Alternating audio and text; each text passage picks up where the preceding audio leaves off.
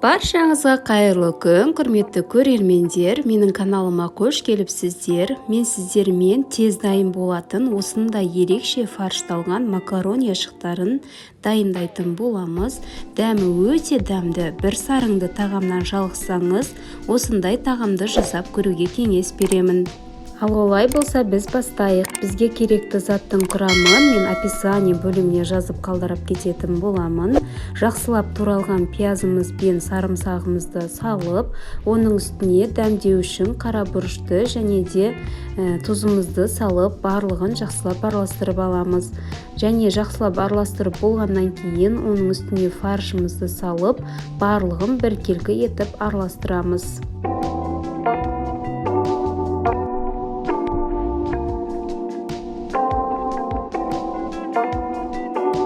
Фарш пен пиязымызды жақсылап біріктіріп араластырып алдық. Енді осыны орташа көлемде домалақтап шығатын боламыз.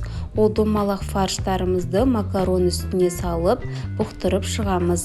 Енді біз қуыруға бізге бір сәбіз және пияз керек болады. Пиязды жұқа етіп турап, ал сәбізді теркадан өткізіп дайындап қоямыз. Табамызға майды құямыз. Көп құюдың қажеті жоқ, кішкене құйсақ жетеді.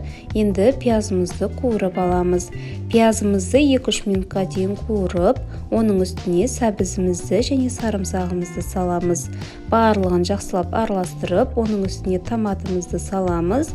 Тағы да араластырып алып, кішкене қуырғаннан кейін дәмдеу үшін тұзын және қара бұрышын қосатын боламыз.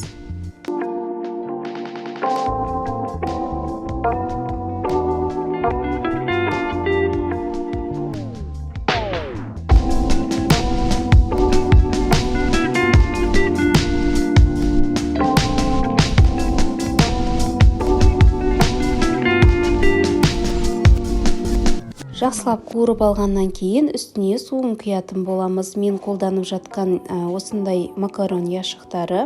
Осыны біз суымыздың ішіне салып шығатын боламыз. Суымыз қайнамай жатып, барлығын нығыз етіп салып шығамыз. Оның үстіне домалақталған фарштарымызды салып шығатын боламыз. Фаршымыз піспей қалады деп қорықпаңыз, барлығы пісетін болады.